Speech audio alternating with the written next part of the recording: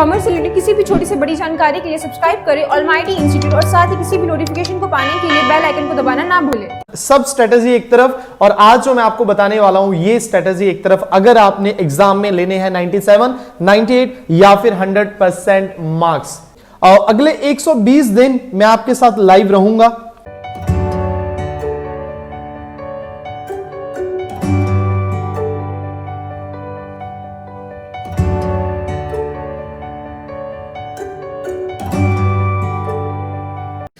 तो आइए गाइस, शुरुआत करते हैं हम अपने 120 डेज स्ट्रेटेजी का डे 1, जहां पे आपको मैंने बताया 120 दिन में हम तकरीबन जो अगले हमारे पास हैं 120 दिन, इसमें हमने फुल फ्लैश तैयारी करनी है 100 मार्क्स की। टारगेट है हमारा 100, 98, 99, 100 टारगेट है, उसको अचीव करना है और आप में से हर एक इंसान वो अचीव कर सकता है अगर आपने अगले आने वाले 120 दिन आपने शिद्दत से लगा दी स्टडी में मेरे साथ, है ना। तो चलिए शुरुआत कर रहे हैं नॉट फॉर प्रॉफिट ऑर्गेनाइजेशन की। यार कुछ ऑर्गेनाइजेशंस ऐसी होती हैं जिनका मोटिव प्रॉफिट कमाना नहीं होता, जिनका मोटिव प्रॉफिट कमाना नहीं होता। तो फिर सर क्या होता है उनका मोटिव? उनका मोटिव अदर देन प्रॉफिट होता है, उनका मोटिव समाज की सेवा करना होता है, पर प्रॉफिट कमाना नहीं होता यार उनका मोटिव। वो नहीं, प्रॉफिट कमाने के लिए वो संस्था काम कर ही नहीं रही है। क्लियर है? So not for profit organisation की हम बात करें, जैसे कि कुछ गवर्नमेंट की ऑर्गेनाइजेशंस होते हैं, कुछ हॉस्पिटल, गवर्नमेंट हॉस्पिटल की हम बात करें, क्लब्स की बात कर रहा हूँ, स्पोर्ट्स क्लब की, स्कूल की, गवर्नमेंट स्कूल की, रिलीजियस गुरुद्वारा साहब की बात करूँ, मंदिर की बात करूँ, चर्च की बात करूँ, इन सब का मोटिव प्रॉफिट कमाना नहीं होता यार। कोई भी गुरुद्वारा साहब नहीं बनता कि हाँ यार प्रॉफिट कमाएंगे, पैसे कमाएंगे, बड़ा दान पुण्य आता है ना, लोग दानी होते हैं, इसलिए आप क्या करते हैं गुरुद्वारा साहब खोल लेते हैं। इसलिए गवर्नमेंट कोई ऐसे ऑर्गेनाइजेशंस की बात कर रहा हूँ, या फिर हम बात कर सकते हैं लाइक बीइंग ह्यूमन की, जो ट्रस्ट की मैं बात कर रहा हूँ, कोई ट्रस्ट हो गया, चैरिटेबल ट्रस्ट की हम बात कर रहे हैं, या फिर यूवी कैन की बात करें, इनका मोटिव प्रॉफिट कमाना नहीं होता। तो इनका मोटिव क्या होता है? इनका मोटिव होता है सोशल सर्विस प्रोवाइड करना, है ना, सोशल सर्विस प्रोवाइड करना। बट चाहे इनका मोटिव सोशल सर्विस प्रोवाइड करना है, बट क्या ये अकाउंट नहीं बनाते होंगे यार? अकाउंट तो बनाते होंगे। तो मतलब ये हमारी अकाउंटेंसी में इसीलिए है क्योंकि इनके भी अकाउंट्स प्रिपेयर होते हैं। ये भी देखते हैं कि कितना पैसा आया उनके पास और कितना पैसा गया। ये भी देखते हैं कि कितना इनसे खर्च हो गया और कितना इनको क्या आई, इनकम आई, है ना। तो ये भी एक्सपेंडिचर और इनकम अकाउंट बनाते हैं, ये भी रिसिप्ट एंड पेमेंट अकाउंट बनाते हैं, और ये भी बैलेंस शीट बनाते हैं, क्या उनके पास असेट्स है और क्या उनके पास लायबिलिटीज हैं जो उन्होंने पे करनी है। क्लियर है? तो सबसे पहले हम बात करेंगे किसकी? नॉट फॉर प्रॉफिट ऑर्गेनाइजेशन की क्या कैरेक्टरिस्टिक होती है। तो पहले ये ऑर्गेनाइजेशन किसके लिए होते हैं? सोशल वेलफेयर के लिए होते हैं। मतलब इनका मोटिव प्रॉफिट कमाना नहीं होता। राइट जी, ध्यान से देखना, इनका मोटिव प्रॉफिट कमाना नहीं होता। और दूसरी अगर बात करें, अब आप कहोगे सर ठीक है जी, अगर मेन मोटिव प्रॉफिट कमाना नहीं है तो फिर इनको पैसा आता कहां से है? इनको पैसा आता कहां से? देखिए यार, तीन जो मेन इनकम होती है इनकी।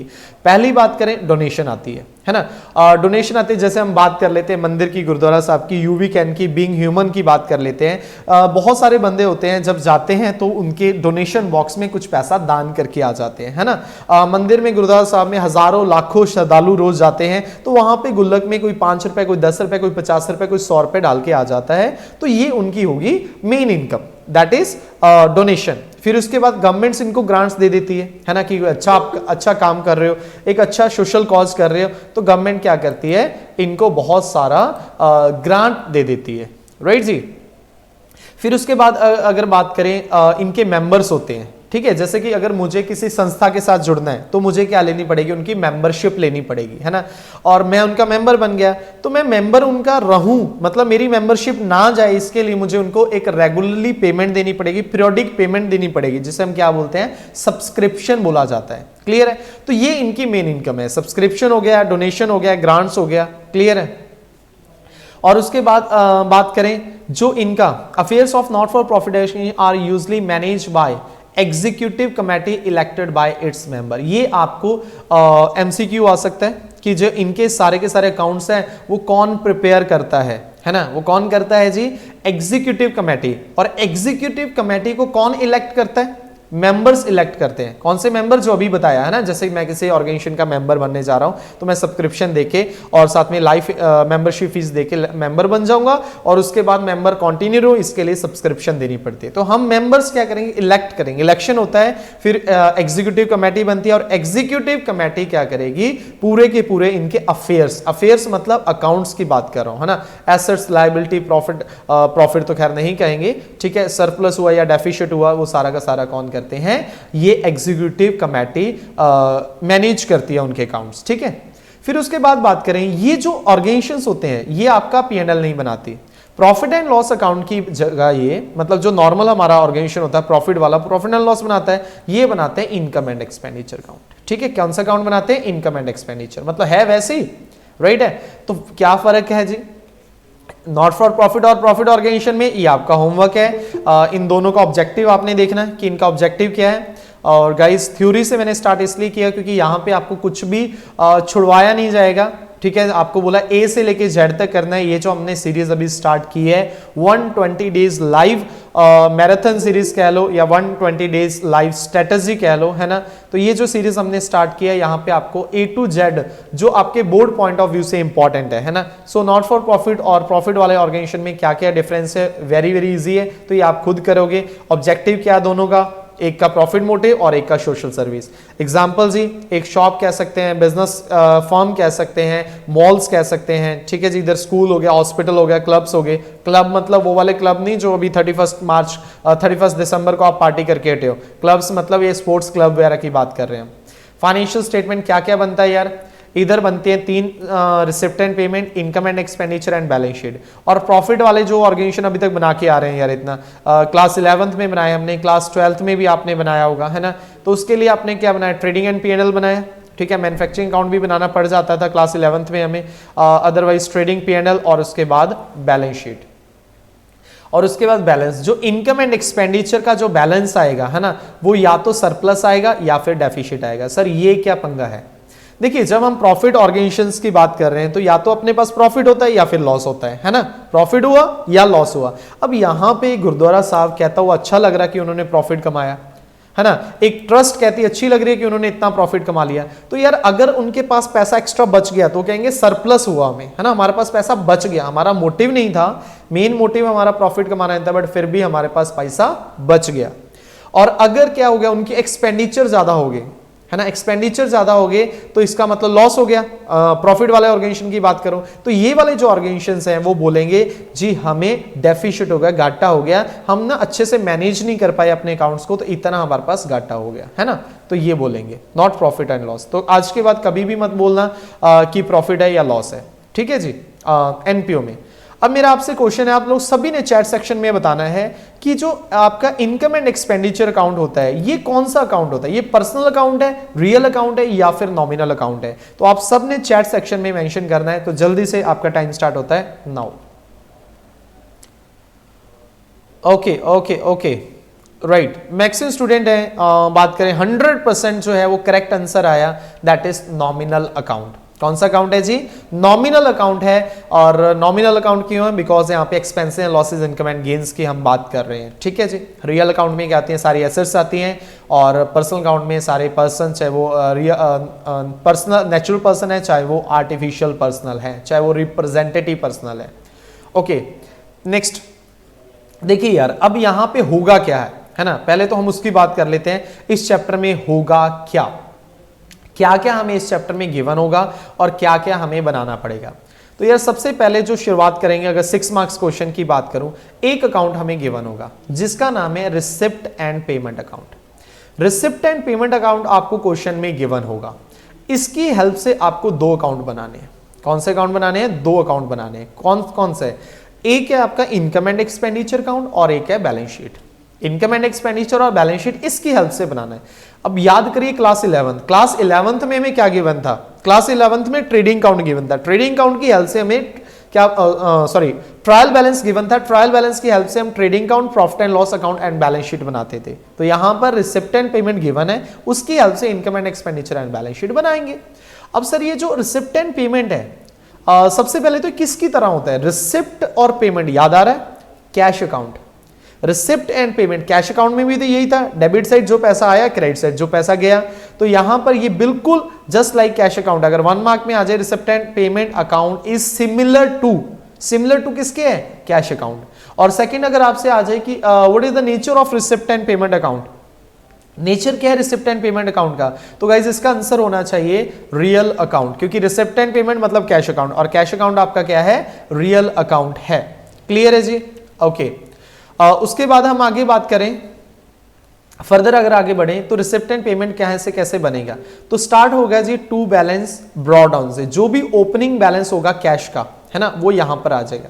अब यहां पे सिर्फ कैश नहीं, कैश का बैलेंस, बैंक का बैलेंस, और अगर कोई भी आपने फिक्स डिपॉजिट करवाई हुई है या रेकरिंग डिपॉजिट करवाई हुई है वो भी आपका यहीं पे आएगा। ओपनिंग बैलेंस आ गया, फिर उसके बाद यहां पे आएंगी डेबिट साइड सारी रिसिप्ट, लाइक सब्सक्रिप्शन रिसीव करी, लाइक डोनेशन रिसीव करी, है ना, सब्सक्रिप्शन आई, डोनेशन आई, और सेल ऑफ फिक्स एसेट हुआ, फिक्स एसेट आपने बेच दी, और उसके बाद सेल ऑफ ओल्ड न्यूज़पेपर हो गया, ओल्ड न्यूज़पेपर आपने बेच दिए, और उसके बाद आ गया आपका डोनेशन फॉर बिल्डिंग, बिल्डिंग के लिए डोनेशन हुआ, और उसके बाद लोन लिया आपने, लोन टेकन, ठीक है जी, आपका ये सारा का सारा किस साइड आ गया, डेबिट साइड आ गया, रिसिप्ट, और फर्दर जो भी रिसिप्ट आएंगी।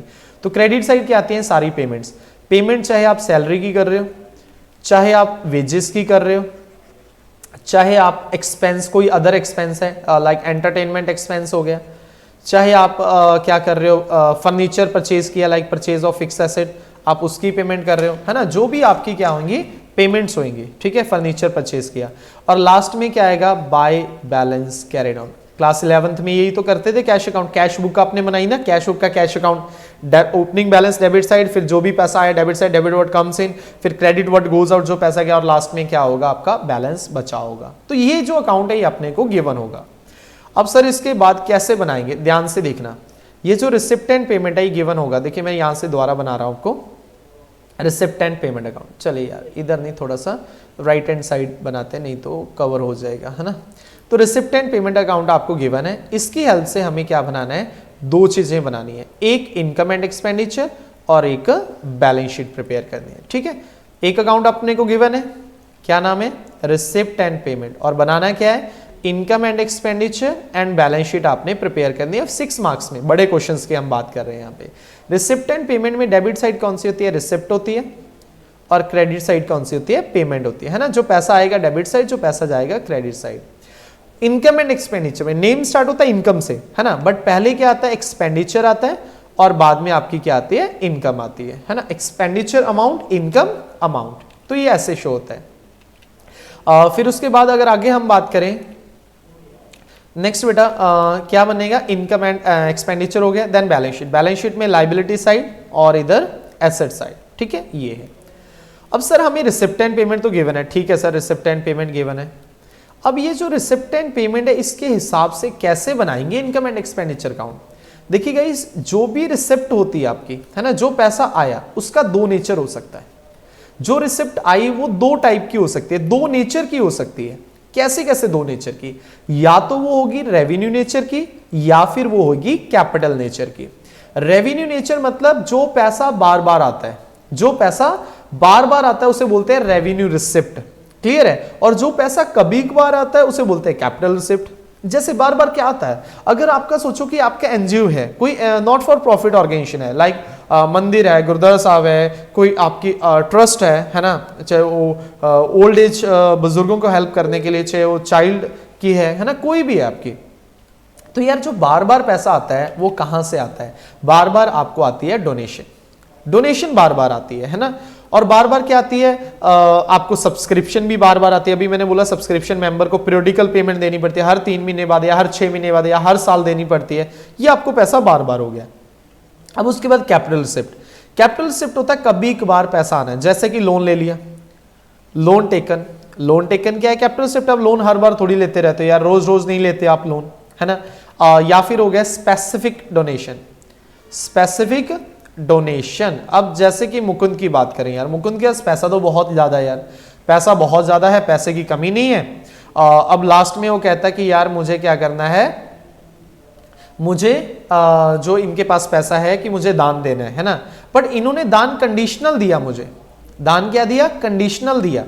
कंडीशनल दान कैसे? इन्होंने बोला कि यस सर, मेरे को बोला कि मैं आपको इतने करोड़ रुपए दे रहा हूं, बट इस पैसे से यहां पर आपकी संस्था में हॉस्पिटल बनना चाहिए, गरीब बच्चों का या गरीब लोगों का वहां पे फ्री में इलाज होना चाहिए, तो इन्होंने मुझे पैसा दे दिया। तो यार ऐसे बंदे, मुकुंद कुमार चौधरी जैसे बंदे क्या रोज रोज पैदा होते हैं? पहली बात, नहीं सर, रोज रोज नहीं पैदा होते। क्या रोज रोज ऐसे बंदे डोनेशन देते हैं? इतने करोड़ों रुपए दे दिए इस पैसे पर्पस के लिए? नहीं जी, कभी कभार आता है ये ऐसे पर्सन। बाकी जो 10, 20, 50, 100 रुपए वाले तो रोज रोज आते रहते हैं। तो ये होगी आपकी कैपिटल रिसिप्ट। रेवेन्यू मतलब बार बार होने वाली रिसिप्ट, कैपिटल मतलब कभी कभार होने वाली रिसिप्ट। अब यहां पे जो समझने वाली बात है, जो भी आपकी रेवेन्यू रिसिप्ट होगी, जो भी आपकी रेवेन्यू रिसिप्ट होगी गाइस, वो आपकी जाएगी इनकम साइड। किधर जाएगी? इनकम साइड जाएगी रेवेन्यू रिसिप्ट। और जो भी आपकी कैपिटल रिसिप्ट होगी वो आपकी जाएगी लायबिलिटी साइड। रेवेन्यू रिसिप्ट किधर जाएगी? इनकम साइड जाएगी, और कैपिटल रिसिप्ट किधर जाएगी? लायबिलिटी साइड जाएगी। ठीक है जी, यहां पे इतना क्लियर हो गया कि रिसिप्ट दो टाइप की होती है, एक revenue receipt, capital receipt. Revenue बार बार होने वाली, अभी डिटेल में हम पढ़ेंगे कि रिसिप्ट बार बार कौन कौन सी होती है ना। अभी जस्ट आपको बता रहा हूं, बार बार होने वाली जो रिसिप्ट है वो आपकी रेवेन्यू रिसिप्ट है, और जो कभी कभार होने वाली रिसिप्ट है वो आपकी कैपिटल रिसिप्ट होगी। बार बार होने वाली रिसिप्ट रेवेन्यू, कभी कभार होने वाली कैपिटल। और जो रेवेन्यू रिसिप्ट है वो किधर जाएगी? इनकम साइड, और जो कैपिटल रिसिप्ट है वो किधर जाएगी? Liability side. तो इन शॉर्ट अगर यहां पे हम बात करें, मैं इसको लाइनों के थ्रू बताता हूं कि जो रिसिप्ट है या तो जाएगी यहां पे इनकम साइड, या फिर जाएगी यहां पर, दैट इज कहां पे? लायबिलिटी साइड, और कहीं भी नहीं जाएगी। रिसिप्ट या तो इनकम साइड जाएगी या फिर लायबिलिटी साइड जाएगी। सिंपल बात, नो बकवास। ओके सर, समझ में आ गया इतना। अब उसके बाद बात करें किसकी? हम रिसिप्ट की बात करी, अब उसके बाद बात करेंगे पेमेंट की। अब यार जो पेमेंट्स होती हैं वो भी दो टाइप की होती हैं। पेमेंट जो होती हैं वो भी दो टाइप्स की होती हैं। एक होती है रेवेन्यू पेमेंट और एक होती है कैपिटल पेमेंट। रेवेन्यू पेमेंट मतलब बार बार होने वाली पेमेंट, और कैपिटल पेमेंट मतलब कभी कभार होने वाली पेमेंट। अब आप बताइए यार, बार बार कौन सी पेमेंट आप करते हो? है ना, सैलरी देते हो, सैलरी की पेमेंट होगी, रेंट हो गया, इलेक्ट्रिसिटी बिल हो गया, ये जो पेमेंट्स है बार बार आप करते हो, है ना। इसके लिए आप रेगुलर मतलब डेली बेस पे या 15 डेज या फिर 1 मंथ आप ये पेमेंट बार बार करते हो। ठीक है, एग्जांपल आपको मैंने बोल दिया, रेंट, इलेक्ट्रिसिटी बिल, ये आपकी एग्जांपल है किसके? रेवेन्यू एक्सपेंडिचर, रेवेन्यू पेमेंट्स की। कैपिटल पेमेंट मतलब कभी कभार जो पेमेंट करते हो, कभी कभार मतलब लाइक आपने क्या करा, फर्नीचर परचेज कर लिया, लाइक आपने बिल्डिंग परचेज करी, ये जो फिक्स एसेट आपने परचेज करी, ये रोज नहीं करते हो, ये कभी कभार करते हो। ठीक है, तो रोज होने वाली पेमेंट रेवेन्यू, और रेवेन्यू कहां जाएगा जी? Expenditure side. रोज होने वाली पेमेंट आपका खर्चा होता है, और कभी कभार होने वाली पेमेंट आपकी एसेट्स होते हैं। ये हमने क्लास 11th में भी पढ़ा था यार, बट अगर नहीं पढ़ा तो कोई बात नहीं यार, देर आए दुरुस्त आए। तो अभी तो आप लोगों ने समझ लिया कि यार जो रेवेन्यू पेमेंट्स है वो किधर जाएगी? एक्सपेंडिचर साइड, और ये जो कैपिटल पेमेंट है वो किधर जाएगी? एसेट साइड जाएगा। ठीक है जी, तो यहां पर हमें बेसिक जो है वो इस चैप्टर का बेसिक स्ट्रक्चर समझ में आ गया कि आपको receipt and payment account given होगा। Sorry to interrupt, but could you repeat, sir? Payment वाला. Okay, right. तो यार अपने को बेसिक स्ट्रक्चर ये समझ में आ गया कि एक अकाउंट हमें गिवन होगा, receipt and payment account given होगा, और उसके बाद कुछ एडिशनल एडजस्टमेंट गिवन होंगी। उसकी हेल्प से हमें क्या बनाना है यार? एक तो इनकम एंड एक्सपेंडिचर बनाना है, और सेकंड क्या बनाना है? बैलेंस शीट बनानी है। अब ये जो इनकम एंड एक्सपेंडिचर और बैलेंस शीट बनेगी वो टोटली डिपेंड कर रही है रिसिप्ट एंड पेमेंट पे, है ना। तो रिसिप्ट एंड पेमेंट में से पहले हमने एक चीज उठा लेनी, मतलब एक चीज उठानी है रिसिप्ट। रिसिप्ट या तो कहां जाएगी? इनकम साइड जाएगी, अगर आपकी रेवेन्यू रिसिप्ट है तो इनकम साइड, और अगर कैपिटल रिसिप्ट है तो लायबिलिटी साइड। ठीक है जी, ऐसे ही पेमेंट, पेमेंट कौन सी होती है? जो आप पैसे देते हो, पैसे या तो आप रेगुलर सर्विसेज के लिए दे रहे हो, रेगुलर खर्चों के लिए दे रहे हो, है ना, जैसे कि रेंट हो गया, सैलरी हो गया, इलेक्ट्रिसिटी बिल हो गया, वेजेस हो गया, है ना, ये आपके हो गए रोज वाले खर्चे। तो ये जाएगा कहां पे? Expenditure side. तो पेमेंट किधर जाएगी? या तो एक्सपेंडिचर साइड जाएगी, या फिर किधर जाएगी जी? आपकी एसेट साइड जाएगी। तो अगर रेवेन्यू एक्सपेंडिचर है, रेवेन्यू पेमेंट है तो एक्सपेंडिचर साइड, कैपिटल पेमेंट है तो लायबिलिटी साइड। ठीक है जी, ये कैपिटल पेमेंट हो गया। ठीक है, अभी मैं आपको नहीं बता रहा हूं कि यहाँ पे दो बैलेंस शीटें बनेगी, बट जो दूसरी बैलेंस शीट बनेगी उसमें रिसिप्ट एंड पेमेंट का कोई रोल नहीं होता है except one, that is opening cash and cash equivalent, that is opening cash balance से, है ना। तो मतलब जो भी अगर इन शॉर्ट मैं बात करूं, दो बैलेंस शीट तो बनती जरूर है, बट जो क्लोजिंग बैलेंस शीट होती है सारा का सारा जो ट्रीटमेंट है रिसिप्ट एंड पेमेंट का वो क्लोजिंग में जाएगा, ओपनिंग में कुछ भी नहीं जाएगा, है ना। सो ओपनिंग बैलेंस शीट में रिसिप्ट एंड पेमेंट की कोई भी ट्रांजैक्शन नहीं जाएगी except cash and cash equivalent, that is except cash and cash in hand, cash at bank या फिर मार्केटेबल सिक्योरिटीज हो गया, that is opening balance of receipt and payment के अलावा और कुछ नहीं जाएगा। जिसे ये बात समझ आ गई ओके, अच्छी बात है, अदरवाइज जब हम करेंगे दोनों बैलेंस शीट तब आपको डिटेल में समझाऊंगा कि मैं क्या बोलना चाह रहा हूं। राइट गाइस, तो उसके बाद वापस आते हैं यार यहां पर, तो यार receipt and payment account, receipt and payment क्या होता है आपको बता दिया, एक समरी अकाउंट है, ठीक है, और दूसरे बाद इसके बाद रियल अकाउंट है, ये रियल अकाउंट है, ठीक है जी, और उसके बाद इसमें सारी की सारी पेमेंट्स आते हैं। It record all receipt and payment whether they are revenue और कैपिटल नेचर, चाहे वो रेवेन्यू नेचर की है चाहे कैपिटल नेचर की है रिसिप्ट या पेमेंट, उसमें सभी की सभी रिसिप्ट एंड पेमेंट आप रिकॉर्ड करते हो, ठीक है जी। फिर उसके बाद आइए जी देख लेते हैं इनकम एंड एक्सपेंडिचर, जो अभी भी हमने बात करी। इनकम एंड एक्सपेंडिचर प्रिपेयर किया जाता है रिसिप्ट एंड पेमेंट के बाद, और अगर मैं बात करूं ईयर एंड में किया जाता है, ताकि ये देखना है कि आपके खर्चे पूरे हो रहे हैं या फिर आपके खर्चे एक्स्ट्रा हो रहे हैं, मतलब डेफिसिट आ रहा है, या फिर आपने अपने खर्चे कम करे, आपके पास रिसिप्ट ज्यादा आई थी, आपके पास कुछ बच गया, सरप्लस हो गया, या फिर डेफिसिट आ गया, यार दोनों चीजें निकालने के लिए आप करते हैं। तो इनकम एंड एक्सपेंडिचर अभी बताया, इनकम एंड एक्सपेंडिचर प्रिपेयर किया जाता है किसकी जगह पे, प्रॉफिट एंड लॉस अकाउंट की जगह पे। यहां पे जो नॉट फॉर प्रॉफिट ऑर्गेनाइजेशन होते हैं ना, ये नहीं बनाते जी अपना प्रॉफिट एंड लॉस अकाउंट, ये प्रॉफिट एंड लॉस अकाउंट नहीं बनाते बेटा जी। आपको सिंपल बात बोली है मैंने कि सारा का सारा हम डिटेल में अभी पढ़ेंगे। सो लीगेसी लायबिलिटी में जाएगा, इनकम में जाएगा, मेरे को अभी नहीं पता है ना, मतलब मैं अभी नहीं बताऊंगा आपको क्योंकि हम डिटेल पढ़ने वाले हैं यार, यहाँ ऊपर ऊपर से कुछ नहीं करने वाले। तो थोड़ा सा पेशेंस रखिए, सब्र रखिए, आगे के क्वेश्चन मत पूछिए, है ना। ओके, और दूसरी बात है ये क्या है बेटा, नॉमिनल अकाउंट है। कौन सा अकाउंट है ये, नॉमिनल अकाउंट है। और नॉमिनल अकाउंट कौन सा होता है, जिसमें डेबिट साइड सारे एक्सपेंसेस एंड लॉसेस और credit side income and gain, but expenses कौन से, ओनली रेवेन्यू नेचर के, और इनकम भी कौन सी, ओनली रेवेन्यू नेचर की, ठीक है। और इस अकाउंट से क्या आता है, या तो सरप्लस आता है या फिर डेफिसिट आता है। और एक किस बेसिस पे प्रिपेयर किया जाता है बेटा, एक्रूअल बेसिस पे। एक्रूअल बेसिस मतलब अगर ट्रांजैक्शन इस साल को रिलेट कर रही है तो वो रिकॉर्ड होगी, चाहे वो पैसा आया या नहीं आया, है ना। जैसे कि P&L भी किस पे था, एक्रूअल बेसिस पे होता था, राइट जी। उसके बाद क्या कह रहे हैं जी, हाँ चलिए जी, उसके बाद अभी आपको रिक्वायरमेंट नहीं है। अब ध्यान से देखिए, कह रहे show the accounting treatment of following item by not for profit organisation. अब हम बात करेंगे एक एक ट्रांजैक्शन की, मतलब जो जो आपकी इंपॉर्टेंट ट्रांजैक्शन है ना, 8 10 12 जो इंपॉर्टेंट ट्रांजैक्शन आपको बार बार यहां पर कंफ्यूज कर सकती हैं, ठीक है, उसकी बात करेंगे। देखिए सबसे पहले तो मैंने आपको यही बताया, रिसिप्ट अगर रेवेन्यू है तो कहां जाएगी, इनकम एंड एक्सपेंडिचर में, मतलब इनकम अगर रेवेन्यू रिसिप्ट है, कैपिटल है तो लायबिलिटी, एक्सपेंडिचर रेवेन्यू है तो कहां जाएगा जी, पेमेंट में, और कैपिटल है तो एसेट में, ठीक है। ओके सर, इतना क्लियर हो गया जी। अब इसके बाद अगर हम बात करें आगे, अब एक एक ट्रांजैक्शन की बात करें। सबसे पहले होती है सब्सक्रिप्शन। क्या है जी, सब्सक्रिप्शन। अब सब्सक्रिप्शन क्या होती है गाइज, मैं किसी भी ऑर्गेनाइजेशन का मेंबर बनना चाहता हूं, है ना, मैं किसी ऑर्गेनाइजेशन के साथ जुड़ना चाहता हूं, मेंबर बनने का मतलब जुड़ना चाहता हूं, है ना। एक ऑर्गेनाइजेशन है जो कैंसर पेशेंट के लिए हेल्प कर रही है, और मुझे भी यार कहीं ना कहीं दिल में मेरे ये है कि मैं कैंसर पेशेंट की हेल्प करूं, कैसे भी करके मैं हेल्प करूं। तो मैं उस ऑर्गेनाइजेशन को विजिट करता हूं, मुझे उनका कॉज काफी अच्छा लगता है और मेरे कॉज के साथ मैच करता हुआ लगता है, तो मैं उनको कहूंगा कि यस मैं आपके ऑर्गेनाइजेशन के साथ जुड़ना चाहता हूं। तो बोलेंगे जी आपको 2 काम करने हैं, एक तो लाइफ मेंबरशिप फीस देनी है, वो 1 टाइम देनी है लाइफ में। मैं कहा ठीक है, डन है जी।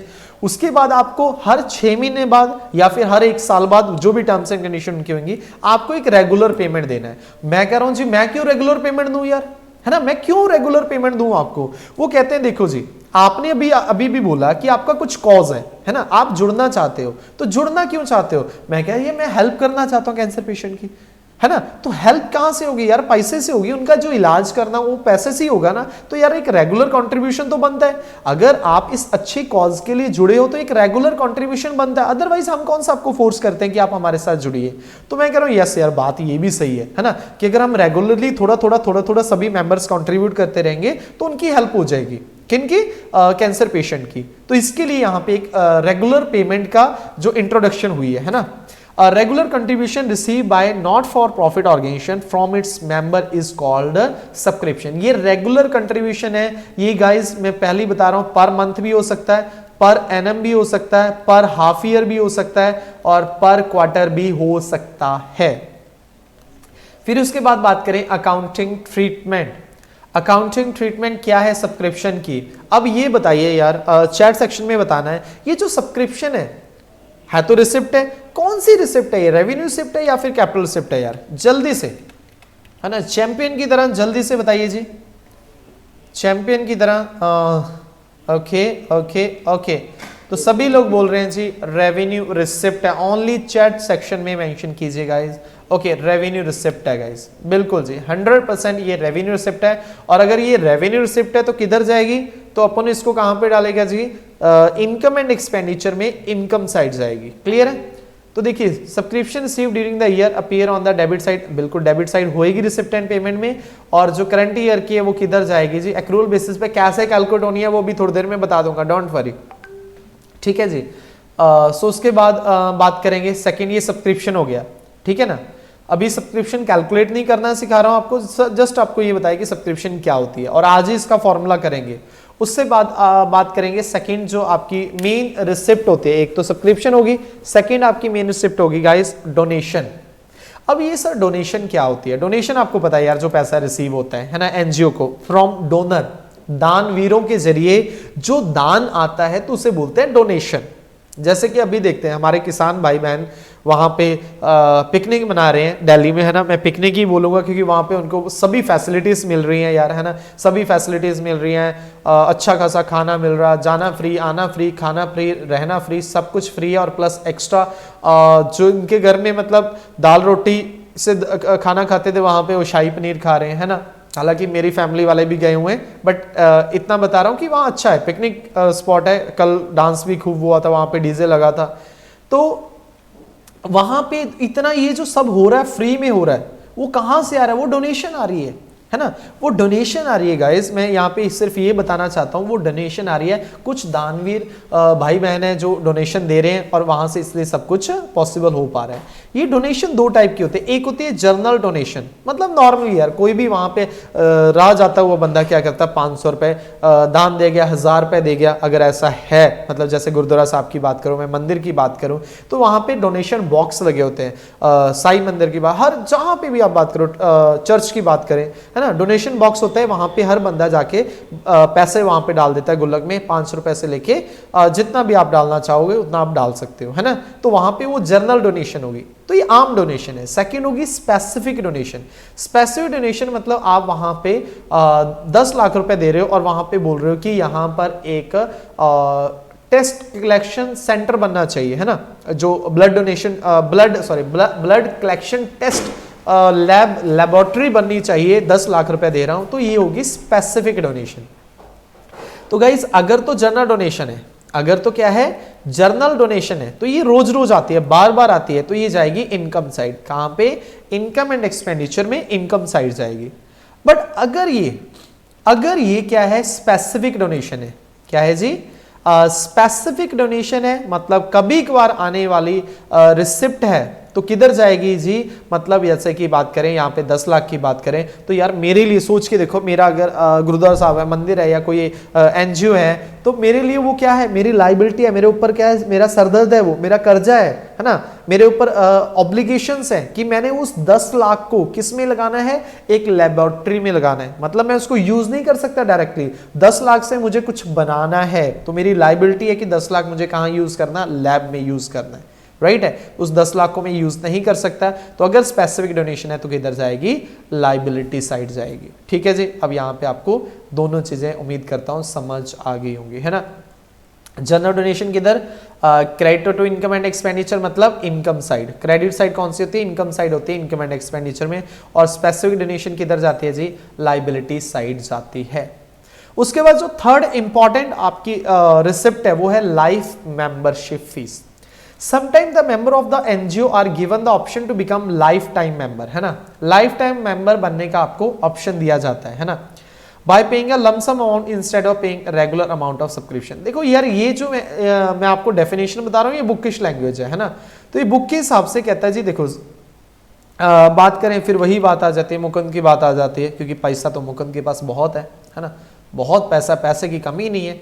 तो मुकुंद कहता है यार मुझे चिल्लर नहीं चाहिए, मुझे चिल्लर नहीं देनी, सॉरी चाहिए नहीं, देनी नहीं है, मैं हर साल 10-10 हज़ार नहीं इकट्ठा कर सकता, मुझे बताओ पूरी जिंदगी में मुझे कितना पैसा देना है। हमने कहा जी पूरी जिंदगी में आपने 2 लाख रुपए देना है, पूरी जिंदगी में आपने कितना देना है जी, 2 लाख रुपए देना है या 10 लाख रुपए देना है सपोज करो, है ना। तो जो 10 लाख रुपए है वो एक ही टाइम पे वो पे कर रहा है ना, वो मतलब रेगुलर की बजाय एक ही टाइम पे पे कर रहा है, तो आपको हो गया लाइफ मेंबरशिप फीस की। मेंबरशिप फीस पूरी जिंदगी की आपने एक ही बार दे दी, है ना, बट एक्चुअल में बहुत सारी संस्था ऐसे भी है जो दोनों भी लेती हैं, है ना। रियलिटी की बात करूं, चंडीगढ़ में भी बात करूं, अमर कैंसर फाउंडेशन है, वहां पे आपके दोनों चीजें हैं, आपको लाइफ मेंबरशिप फीस भी देनी पड़ती है। हालांकि जो स्टार्टिंग के उनके 1000 मेंबर थे उनको लाइफ मेंबरशिप फीस नहीं दी है उन्होंने, क्योंकि स्टार्टिंग में ऑर्गेनाइजेशन थी तो छोटी ऑर्गेनाइजेशन थी, उन्होंने मेंबर्स बढ़ाने थे, तो स्टार्टिंग में 1000 से लाइफ मेंबरशिप फीस नहीं ली, बाद में अब लाइफ मेंबरशिप फीस भी देनी पड़ती है, सब्सक्रिप्शन भी देनी पड़ती है। हालांकि उनकी सब्सक्रिप्शन बहुत कम है, ओनली आपको 199 रुपीज, 200 रुपए से 1 रुपए कम, है ना, 200 रुपए आपको पूरे साल का देना पड़ता है, और लाइफ मेंबरशिप फीस है उनकी अराउंड 18,000 रुपीज, है ना, ये मैं चंडीगढ़ की बात कर रहा हूँ। अदरवाइज देखिए यार, अदरवाइज अगर आपको आ जाए तो आपने यही लिखना है, यही लैंग्वेज लिखने की। देखिए अगर आप रेगुलर पेमेंट दे रहे हो इस सब्सक्रिप्शन, और अगर आपने वो सारी की सारी लाइफ टाइम की जो पेमेंट है वो एक साथ दे दी, मतलब लमसम में दे दिया, तो उसे क्या बोलेंगे, लाइफ मेंबरशिप फीस, की पूरी जिंदगी की मेंबरशिप फीस आपने इकट्ठे दे दी। अब आप मुझे बताइए यार, ये जो पूरे मेंबरशिप फीस एक साथ दे दी, ऐसे जो बंदे होते हैं वो कम होते हैं ज्यादा होते हैं, मतलब ये बार बार होने वाली रिसिप्ट है या कभी कभार होने वाली रिसिप्ट है, ये गाइस कभी कभार होने वाली रिसिप्ट है। ऐसे बंदे लमसम जो पैसा देते हैं वो कभी कभार ही देते हैं, तो ये आपकी कैपिटल रिसिप्ट है, और कैपिटल रिसिप्ट किधर जाएगी, अगेन लायबिलिटी साइड, किधर जाएगी, लायबिलिटी साइड। उसके बाद हम बात करेंगे नेक्स्ट लीगेसी की। लीगेसी क्या होता है, लीगेसी देखिए क्या हुआ, बात करेंगे अब, मुकुंद को यहाँ पे छोड़ देते हैं, हम नेक्स्ट किसी पर्सन की यहाँ पे बात कर रहे थे, हम बात कर रहे थे अनमोल रतन वाजपेयी की, है ना।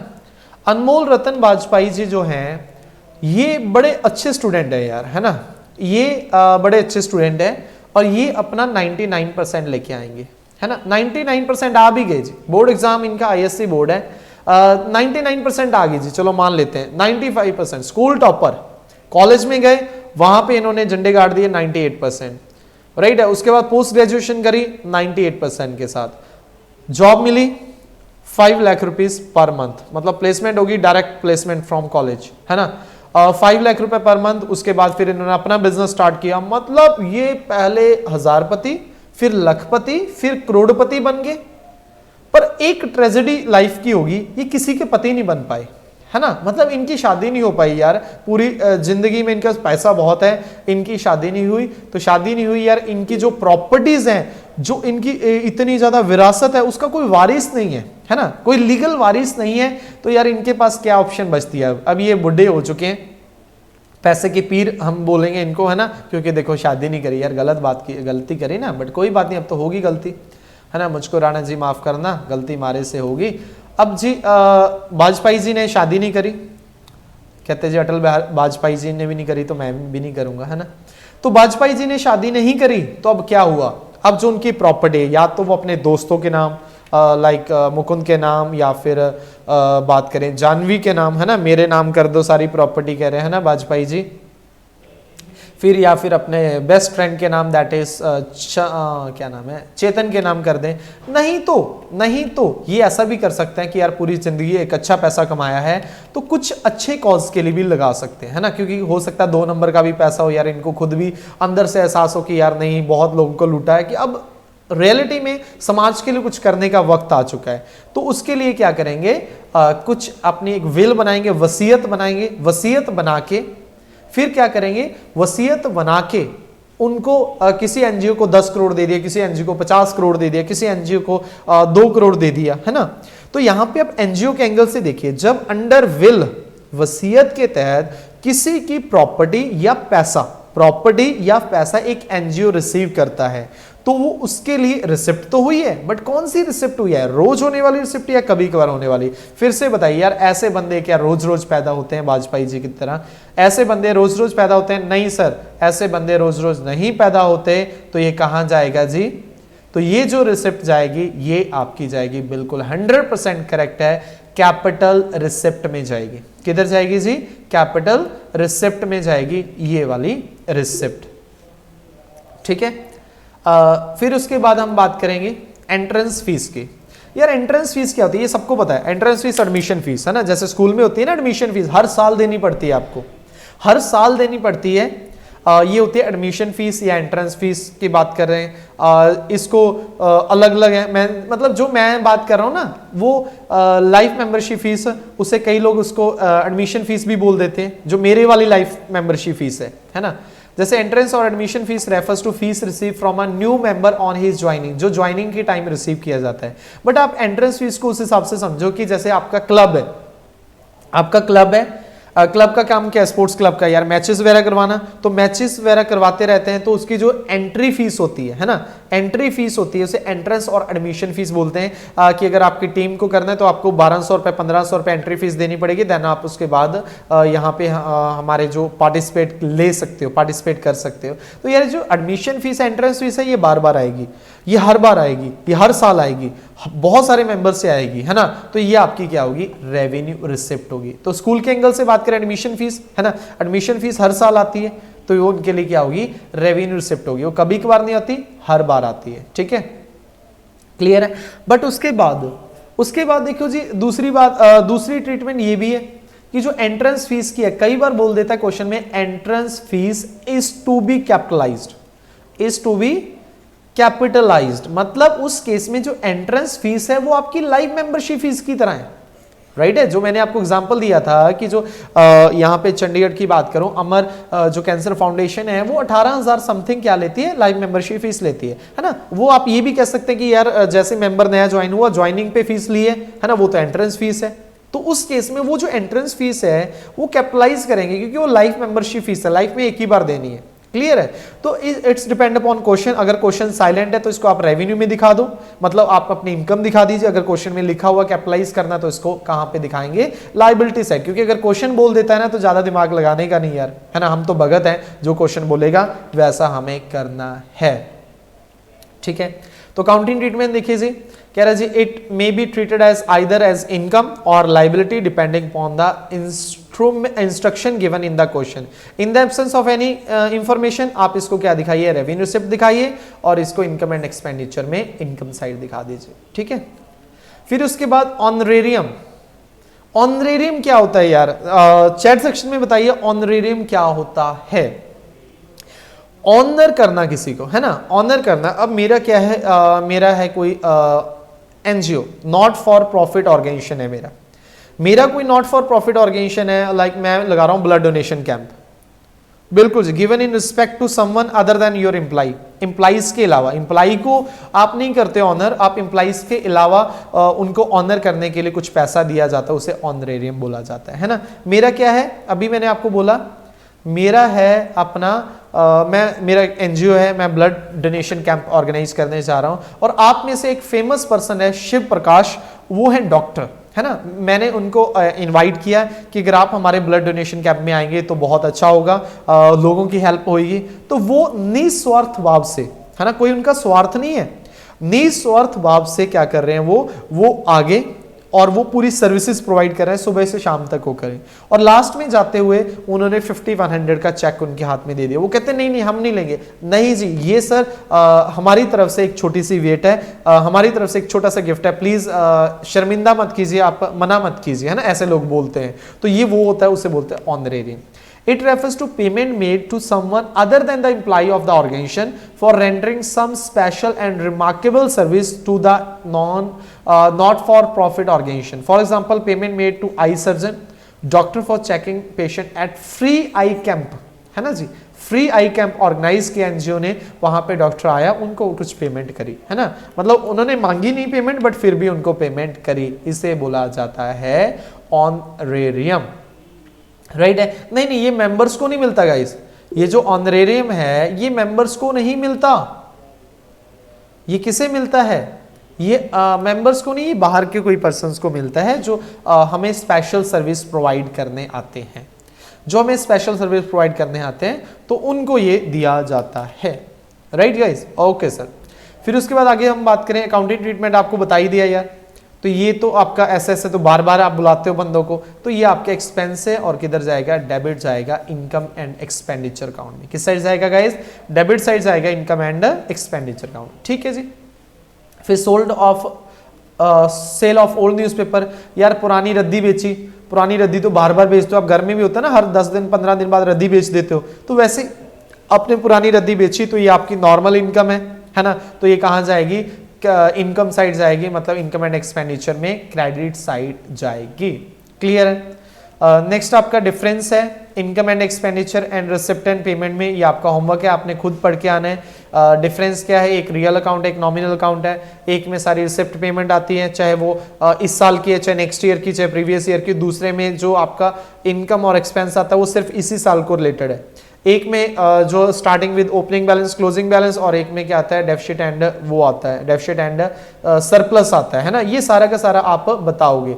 नेचर ऑफ कौन कौन सी ट्रांजैक्शन रिकॉर्ड की जाती हैं, और अगर कुछ भी इसमें डाउट होएगा तो कल आप ले सकते हो, ठीक है, और अगर व्हाट्सएप पे भी आप ले सकते हो डाउट मेरे से, ठीक है। फिर उसके बाद रिसिप्ट एंड पेमेंट का फॉर्मेट ये हम कल डिस्कस करेंगे। कल रिसिप्ट एंड पेमेंट से पहले यार मैं 3 मार्क्स के क्वेश्चन निपटाऊंगा पहले, कल हमारा जो है वो सब्सक्रिप्शन करेंगे, और परसों जो है वो आपका क्या कर देंगे, उसके अलावा जैसे कि आपकी बात करें कॉस्ट ऑफ कंज्यूमर स्टोर्स हो गया, आपका सैलरी वगैरह हो गया, एक्सपेंडिचर हो गया, आपका फंड बेस हो गया, तीनों, मतलब कल सब्सक्रिप्शन परसों वो, आज आपका बेसिक हो गया, तो 3 दिन में आपका 4 मार्क्स के करीब आपका पक्का हो गया, प्लस बेसिक हो गया। देन उसके बाद जो अगले 3 दिन है वहां सिर्फ हम क्या करेंगे, income and expenditure balance sheet, दोनों बैलेंस शीट, फिर income and expenditure balance sheet, वहां पे हम वो प्रैक्टिस करेंगे, ठीक है।